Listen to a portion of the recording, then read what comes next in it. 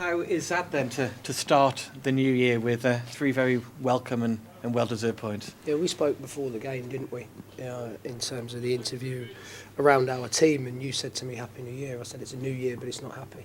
What I wanted was 3 points. Slightly happier now. So we've got 3 points today. Look, if I'm being really picky, I think we should keep a clean sheet, but then it's a ricochet and it goes into pass marker and there's nothing you can do for the first save. But the third goal that we scored today was excellent. Right, we got into their half. I didn't count the number of passes, but there was numerous passes in that. Fantastic ball in from Tamishi, who I have to say I thought was really good today. And Jordan Shipley, with that calmness of his left foot, puts it in the back of the net. We looked a threat today from set plays. We changed our setup because obviously we conceded 4 goals in the last 4 games and that wasn't good enough. It was costing us points, so we changed that. And it worked better today. It put players in areas of the pitch where it was easier for them. There was no grey. So by removing the what-ifs, I felt was better today. We were far better with the ball, mixed football. And when we got those big moments today, what we did was we took them. Noan Kenner, been waiting a long time for Noan to get a goal, and he takes his first goal really well. We scored at a great time in terms of just before half-time as well. We knew that, and we know that Fleetwood have got really good players. And we knew that they would come out second half. And I just felt when we scored the third goal, we probably didn't go for the jugular enough. We still had opportunities. I felt Ryan Bowman was excellent today. He was a real handful. Right? He put himself about. He was physical. He won his aerial duels, but he was also good at holding the ball up. That's got to be the minimum for Ryan Bowman now. And all over the pitch, I felt we were adequate, but also we ran harder than the opposition, and we moved the ball with more tempo today. But look, Tamishi is a right wing back. We've played him centre forward today, and I spoke to you, and I have spoken previously about our lack of options at the moment. And look, we need, and the players need reinforcements. We need a bit of help. But look, what does today do? It relieves a little bit of pressure, because we've now got 30 points. We're up to 13th. Scored 3 goals at home, so that's positive. But I just felt today we had something, look, as a football club and as a group of men and a group of people. Someone very close to us today, yesterday, fell ill, and what the players have done today is they've dedicated that performance to him, and that is testament to the group of men that we have. That every time they put on a shirt, they go and play for something. And today, what they've done is they've given somebody who means a lot to us something to smile about. Well, we send our very best wishes. The fact you've scored 3 goals, that is a massive confidence boost, isn't it, for everybody? The fans have had 3 goals to really enjoy as well, Matt. Today. Yeah. Whether it's a confidence boost, if you win 1-0, I'd argue that the players would still be buoyed by that. But the group can do it. So when I stand and I talk to you after we lose a game of football and we don't score, it seems at times it's always a bit of doom and gloom. But what it can't be is it can't be that. We scored 3 goals at home in the league today. The last time we did that in the league was against Reading, and we also won. So look, the players can do it. The challenge for me and the challenge for them is to be more consistent in doing that. Because every game we play in, I never come off of a game thinking or looking at the stats saying we don't have opportunities. We do.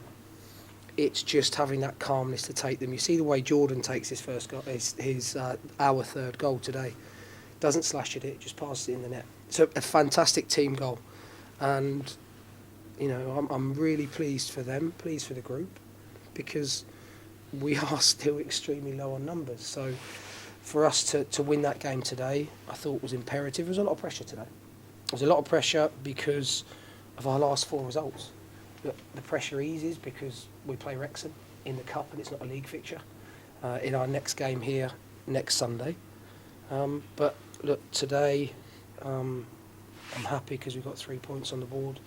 I spoke to you before the game and I said that was my demand on the players. That's all I wanted. I wasn't focusing on opposition, just focusing on us and what we can do to be the best version of ourselves, and the players have done that today. How did you cope with that added pressure, if you like, coming into this game today after recent results?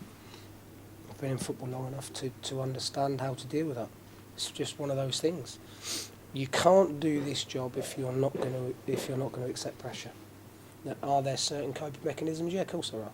But in terms of the way I deal with it, it's different to the way maybe the players deal with it. They're the ones that get to go out on the pitch. They're the fortunate ones that get to go and play. But in terms of me, this is never about me, right? It's never about me. It's about the players, and it's about the group, and it's about the football club. So there's always going to be pressure, regardless of whether you lose 1, 2, 3, 4, 5, 6 games in a row. You're always going to have pressure. What they've done today is they've performed exceptionally well under pressure, and now we'll have a different pressure next time we're here. Is Jordan Shipley okay, by the way? He came on just after he'd been receiving some treatment for an injury. Yeah, Mal Benning's still in his ankle. So Jordan is a player that always gives everything in terms of effort, application, determination, and his work rate was exceptional today. So we took him off because, look, we're starting to get players back. Tom Bayliss, we were able to make that substitution today to put him onto the pitch to get him some more minutes. So that helps. And then, Jordan will be fine. He's a tough character. Physically, he knows his body really well. So I'm not having any concerns about him. It was more a case of the amount of football Jordan's played recently, especially over this 10-day period, has been a lot. And we have to try and utilise other players, and getting Tom up to speed as quickly as possible is important also. The transfer window is open, we know that. There's been some speculation linking Shrewsbury with the Wolves centre forward Nathan Fraser. Is there anything in that, anything you can tell us about that at this stage? So he's a player that of course we have interest in because he's a good footballer.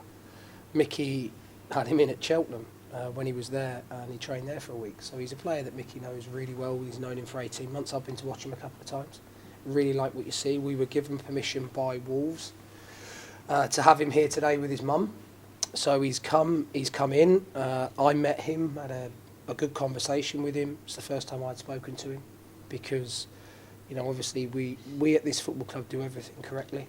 There are no, we follow protocols. And as I say, Mickey, we got permission to go and speak to him.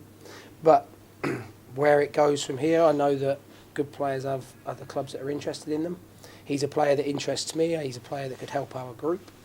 But he's going to Abu Dhabi with Wolves after the weekend. And look, if they let him out, we tried to get him in the summer and they didn't let him out.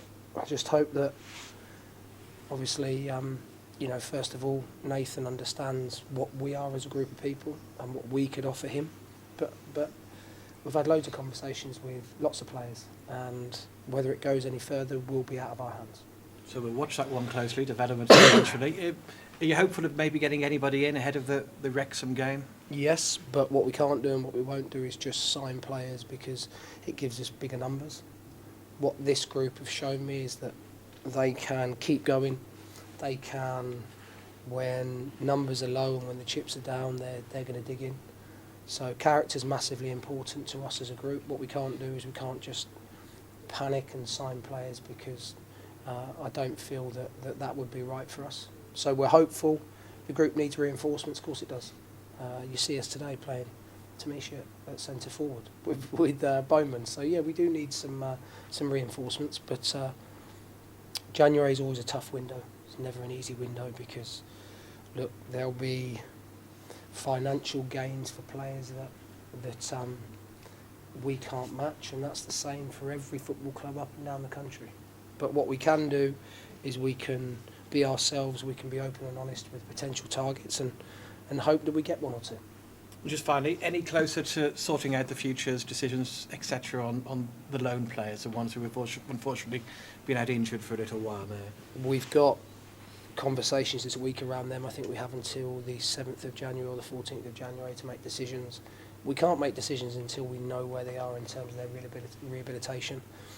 Those players are back at their parent clubs. So until we have it confirmed, a date set in stone as to when they'll be returning to play, it's difficult at the moment. So we're hoping to try and get that information in the next sort of 3 to 5 days.